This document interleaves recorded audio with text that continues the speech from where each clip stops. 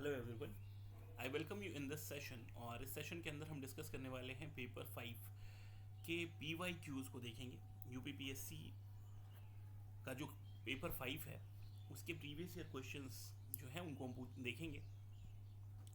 तो जो पहला क्वेश्चन है इस सीरीज में, critically examine the process of appointment of advocate general and his functions in Uttar Pradesh. तो उत्तर प्रदेश के अंदर जो एडवोकेट जनरल है उसके अपॉइंटमेंट के प्रोसेस को हमको एग्जामिन करना है और उसके फंक्शंस को हमको एग्जामिन करके बताना है। ये क्वेश्चन यूपीपीएससी 2023 में पूछा हुआ है। 8 मार्क्स के लिए 125 शब्द में लिखना है। तो एडवोकेट जनरल जो है इसका अपॉइंटमेंट होता है गवर्नर के द्वारा अंडर आर्टिकल नंबर 165, जो कि हमारे कॉन्स्टिट्यूशन में लिखा हुआ है या दिया हुआ है, to defend the legal interest of the state government. तो स्टेट गवर्नमेंट के लीगल इंटरेस्ट को बचाने के लिए या उसको सेव करने के लिए गवर्नर के द्वारा article 165 of our Indian constitution के तहत एडवोकेट जनरल का अपॉइंटमेंट होता है। He advises the government of the concerned state on such legal matters and performs other legal duties as he may be assisted। तो जो advocate general होता है उसको स्टेट के जो मैटर्स होते हैं उसमें लीगल ड्यूटीज जो उसको असाइन किया जाता है उसको करना होता है। Now the appointment process of the advocate general in Uttar Pradesh. तो इसमें हम देखेंगे सबसे पहले एलिजिबिलिटी क्राइटेरिया, नॉमिनेशन और recommendation, governor's discretion, appointment by governor, tenure and the pleasure of the governor, oath और अफर्मेशंस। और उसके बाद हम बात करेंगे functions of the advocate general, जिसके अंदर लीगल रिप्रेजेंटेशन है, लीगल एडवाइस है, defender of the constitution, advisory role, फिर constitution continuous legal research and updates जो है वो देखेंगे हम, फिर role in the legislative matters और उसके बाद कॉन्क्लूजन। तो eligibility criteria, the advocate general must be qualified to be appointed as the जज ऑफ द हाई कोर्ट। तो हाई कोर्ट के जज बनने की के बराबर की योग्यता जो है इसकी होनी चाहिए। This ensures that individual processes a high level of legal expertise and experience. Nomination or recommendation, the governor who has the authority to appoint the advocate general may nominate or recommend a suitable candidate। तो governor के द्वारा इसको appoint किया जाता है, may be nominated और recommended suitable candidate. This nomination could be based on the advice of the chief minister or the council of ministers। तो जो काउंसिल ऑफ मिनिस्टर्स और जो चीफ मिनिस्टर है उसके एडवाइस के बेसिस पे जो गवर्नर है वो अपॉइंट करता है। Governor's discretion, the governor exercises discretion in the appointment of the advocate general unlike some other constitutional post. तो गवर्नर के पास डिस्क्रिशन होता है अपॉइंटमेंट में एडवोकेट जनरल के। Appointment by the governor after considering the qualification and suitability of the nominee, the governor formally appoints the advocate general. This appointment is made by issuing a notification. So after considering the qualifications and the suitability of the nominee, the governor formally appoints the advocate general. The appointment is made by issuing notification. Tenure and the pleasure of the governor. The advocate general holds the office during the pleasure of the governor. This means the governor can remove the advocate general from the office at any time without specifying a reason. Oath or affirmation. After the appointment, the advocate general usually takes an oath or affirmation of office, pledging to uphold the constitution and discharge the duties of the office faithfully. Functions and of the Advocate General: legal representation. The primary function of the Advocate General is to represent the state government in legal proceedings. तो जो primary function है वो advocate general का is to represent the state government in the legal proceedings. This involves appearing in court on behalf of the government and presenting its case in the matter of legal significance. Legal advice. Another crucial role is to provide legal advice to the state government. This involves offering opinions on the legal matters, explaining legal implications or decisions, and assuring that government's action align with legal norms.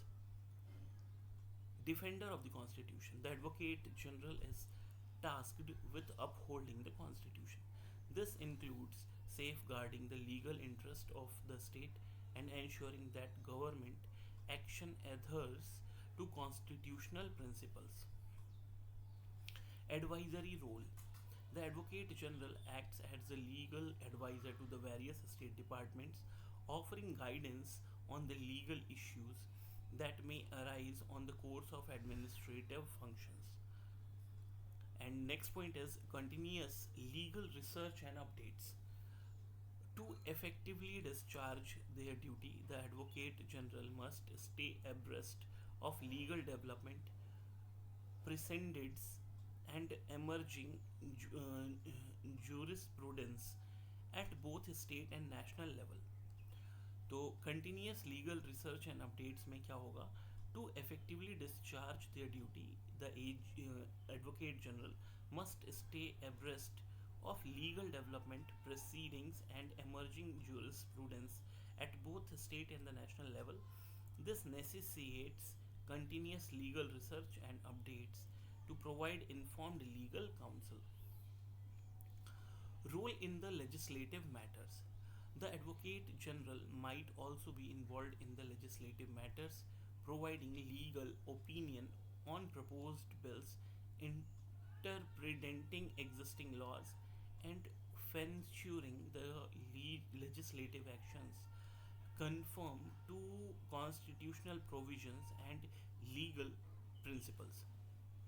The Advocate General in Uttar Pradesh is chosen by the governor based on the legal qualification. This individual acts as both legal representative and advisor to the state. The Advocate General ensures the government actions follow legal norms and constitutional principles, emphasizing the crucial link between legal expertise and effective governance in Uttar Pradesh. Moving to the next question, discuss the nature of regional parties in Uttar Pradesh, throw light on their importance in the politics of the state. तो nature कैसा है regional parties का उत्तर प्रदेश में, और उसके ऊपर हमको प्रकाश डालना है। 2023 में 125 वर्ड में 8 मार्क्स का क्वेश्चन आया हुआ है। Regional parties in Uttar Pradesh play a pivotal role in the state's political landscape. These parties, often rooted in the specific region or socio-cultural context, contribute significantly to shaping the political narrative and representing the diverse interest within the state.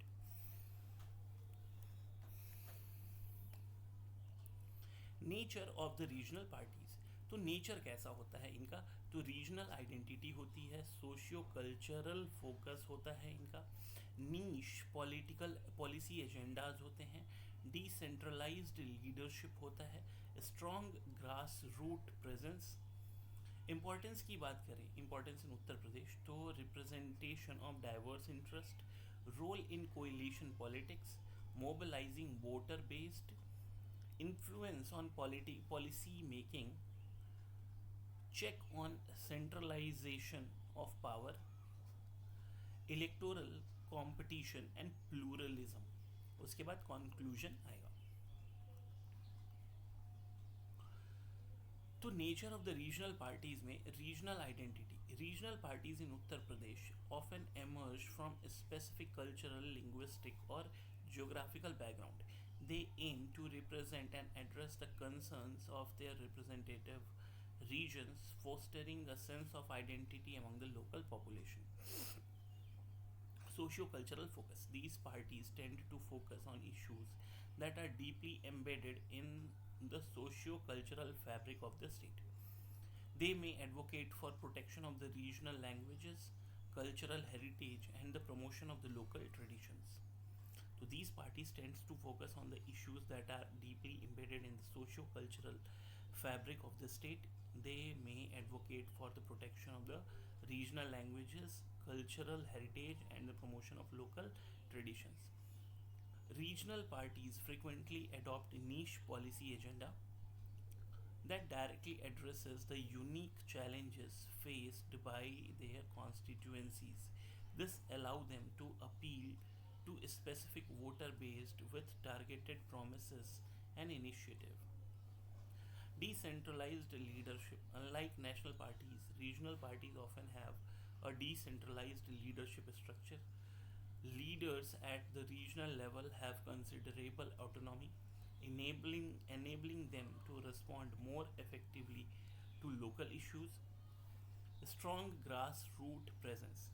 Regional parties typically have robust grassroots presence with dedicated uh, cadres and local leaders deeply entrenched in their respective constituencies.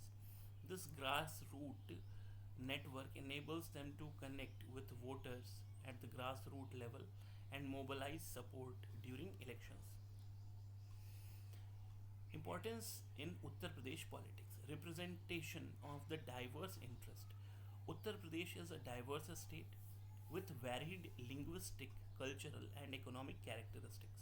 Regional parties, by focusing on the specific regional concerns, ensure that broader spectrum of interest is represented in the political landscape. Role in coalition politics. Regional parties frequently play a crucial role in coalition politics, aligning with the national or other regional parties from governments. Their support become pivotal in determining the political landscape and the stability of the state. Mobilizing voter base. These parties are often successful in mobilizing a dedicated voter base by addressing issues that resonate with the local sentiments. This ability to connect with the grassroots level contribute to their electoral significance. Next point is influence on policy making. Regional parties exert influence on the state policies by championing causes that are region specific. Their participation in governance ensure that state policies are more nuanced and reflective of the diverse needs of the population. Next point is check on the centralization of power. Regional parties act as a check on the centralization of the power in the hands of national politics for political parties, advocating for the greater autonomy and decentralization of the autonomy authority of to the state. Electoral competition and pluralism. The presence of regional parties foster electoral competition and pluralism, offering voter a wide array of the political choices beyond mainstream national parties. This diversity enriches democratic participation and ensures a more inclusive political processes. The nature of regional parties in Uttar Pradesh is characterized by a focus on regional identity, socio-cultural issues, niche policy agenda. Their importance in the state political politics is undeniable as they not only represent diverse interests but also significantly contribute to the coalition dynamics, policy formulation, and overall democratic governance of Uttar Pradesh. The influence of these parties underscores the importance of recognizing and addressing nuanced concern of the different regions within the state. Now, moving to the next question, describe the major stages in the formulation of gram panchayat development plan in Uttar Pradesh. Describe the major stages in the formulation of gram panchayat development plan GPDP. ये भी 2023 में पूछा हुआ प्रश्न है, 125 शब्द में 8 marks का. The formulation of the Gram Panchayat Development Plan in Uttar Pradesh is meticulous and participatory process designed to promote grassroots development. This decentralized planning approach involves key stages that prioritize uh, prioritize community participation, ensuring that development plan is a true reflection of the local needs and aspiration. Major plans in the formulation of GPDP. Planning and preparation. Formation of the planning term within Gram Panchayat, including diverse community representatives. Identification of stakeholders such as local communities and government officials. Participatory Rural Appraisal (PRA). Implementation of PRA techniques to gather comprehensive information about the community resources, needs, and priorities. The Participatory Rural Appraisal (PRA). Active involvement of community member in identifying and analyzing the local challenges.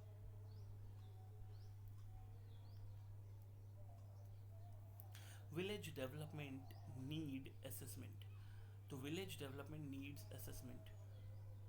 Thorough evaluation of development needs incorporating insights from participatory rural appraisal. Prioritization of issues and determination of primary focus areas of the Gram Panchayat. Drafting the GPDP. Formulation of the GPDP outlining development goals, strategies, and projects. Presentation of the plan to the community for consultation and feedback. Consultation and feedback. Organization of the public meeting and discussions. Organizations of public meeting and discussions to gather input and suggestions from the community. Revision of GPDP based on the feedback received, ensuring alignment with the local aspirations. Plan revision and finalization. Finalization of GPDP incorporating community feedback. Submission of the finalized plan for approval from higher authorities such as district or the state level. Approval and implementation. Seeking approval for the GPDP from the higher authorities. Commencement of the implementations phase once approved. Monitoring and evaluation. Establishment of mechanism for monitoring and evaluating GPDP implementations. Regular review to assess progress, make necessary adjustments, and ensure effective resource utilization. The process emphasizes community participation, transparency, and decentralized approach to the development of planning in Uttar Pradesh. Now moving to the next question, highlight the greater possibilities of tourism in Uttar Pradesh.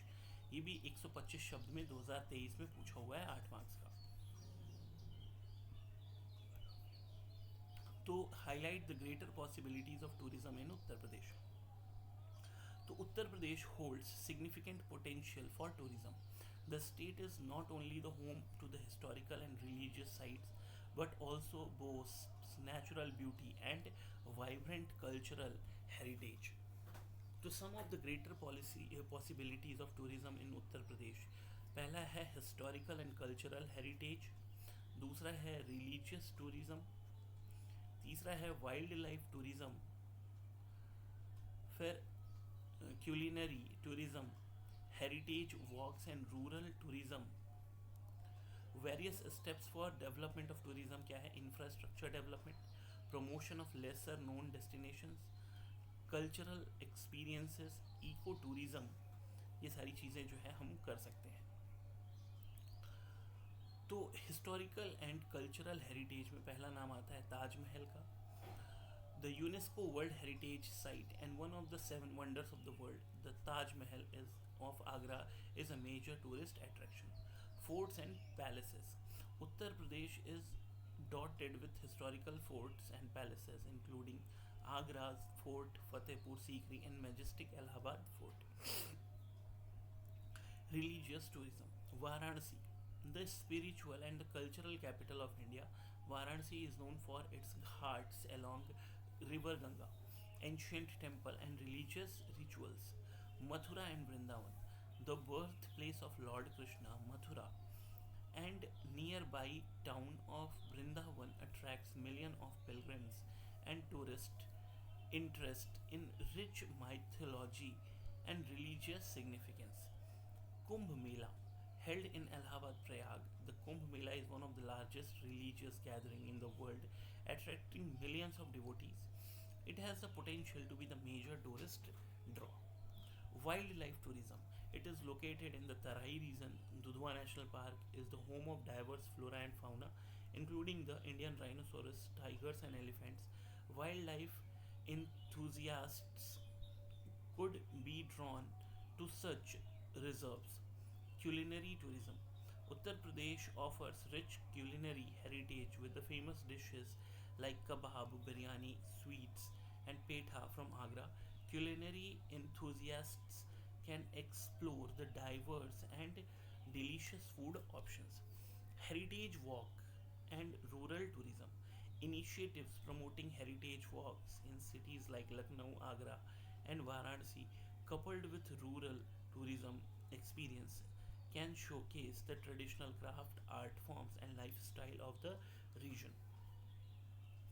Various steps for the development of tourism in the Uttar Pradesh. पहला है infrastructure development, continued investment in the tourism infrastructure such as better transportation, accommodation, and facilities can enhance the overall experience for tourists.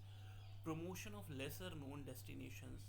There are several hidden gems in Uttar Pradesh that has the potential to attract tourists such as Chitrakoot, Shravasti, Ayodhya.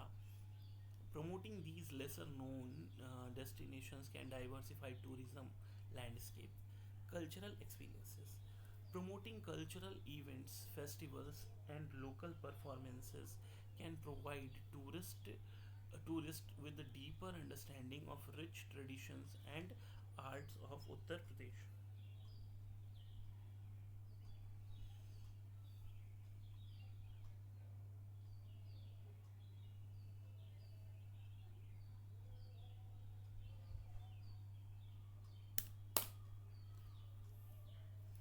Ecotourism. With its diverse ecosystem and natural reserves, Uttar Pradesh holds the immense potential for ecotourism initiative. Dudhwa National Park, Katarnia Ghat Wildlife Sanctuary, Chambal Wildlife Sanctuary are heavens for nature lovers and wildlife enthusiasts, offering glimpses of rare species and pristine natural landscape.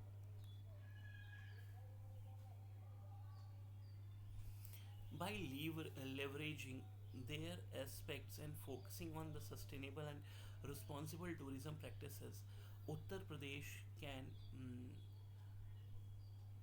can get into its diverse offering to attract broader range of tourists, both domestic and international. Moving to the next question, explain the security challenges in the border areas of the Uttar Pradesh. ये भी 125 शब्द में 8 marks का question पूछा हुआ है UPPSC 2023 के अंदर. Security challenges in the border areas of Uttar Pradesh. The border areas of Uttar Pradesh, India presents a complex dynamic security landscape characterized by convergence of challenges ranging from cross-border infiltration and tourism to issues like smuggling, insurgencies, and the territorial disputes. Security challenges in the border areas of Uttar Pradesh. Cross-border infiltration.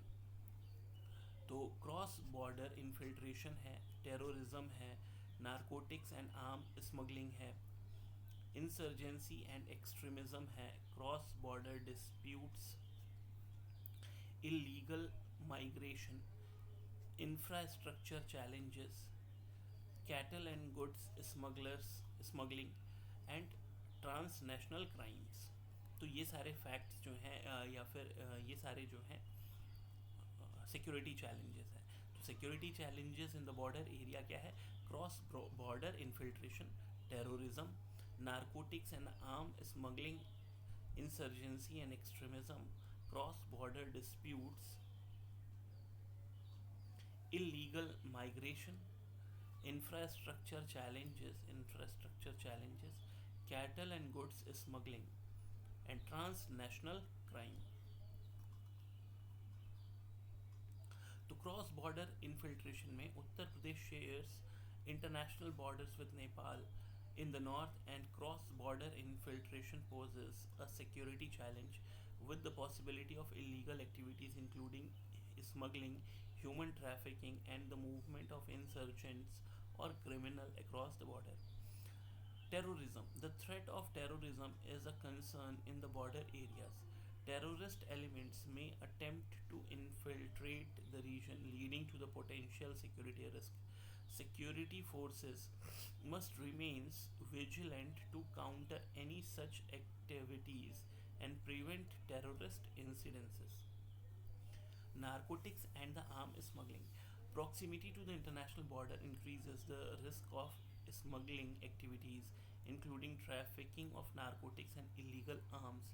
This not only poses the threat to the national security but also contributes to the growth of organized crime in the region.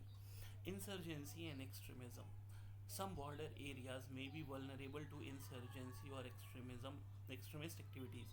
Separatist group or extremist elements may exploit the geographical location by carrying out subversive activities, leading to the internal security challenges.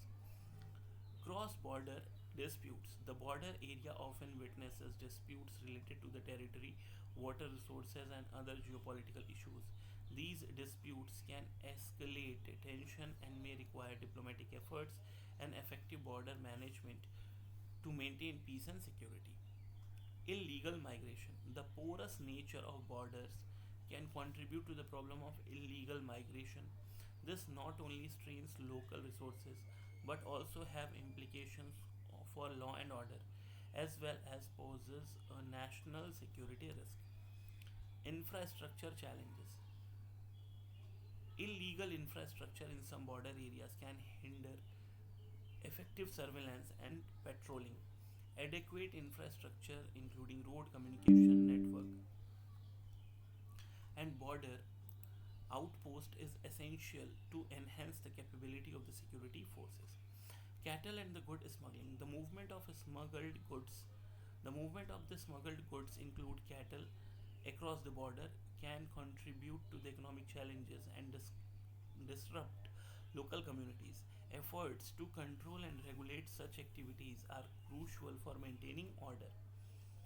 Transnational criminal. The proximity of Uttar Pradesh border areas to neighboring states and countries facilitates the proliferation of transnational criminal activities such as human trafficking, drug smuggling, and arms trafficking, and counterfeit currency circulations. These illicit networks poses significant security threats and undermine law enforcement efforts to maintain peace and order in the region. Addressing these security challenges requires a comprehensive approach involving coordination among the various security agencies, improved infrastructure, diplomatic initiatives, community engagement.